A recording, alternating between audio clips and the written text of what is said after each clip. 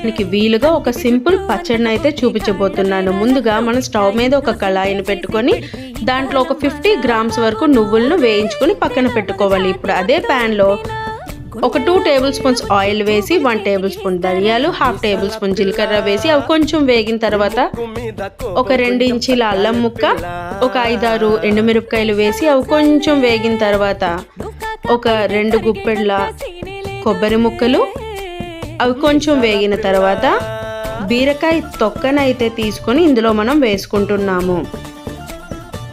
ఇప్పుడు అవన్నీ బాగా వేగిన తర్వాత 1 టేబుల్ స్పూన్ సాల్ట్, అలాగే నేను ఇక్కడ బెల్లం పొడినైతే వాడుతున్నాను. బెల్లం పొడి కాబట్టి ఒక 4 టేబుల్ స్పూన్స్ వరకు యూస్ చేశాను.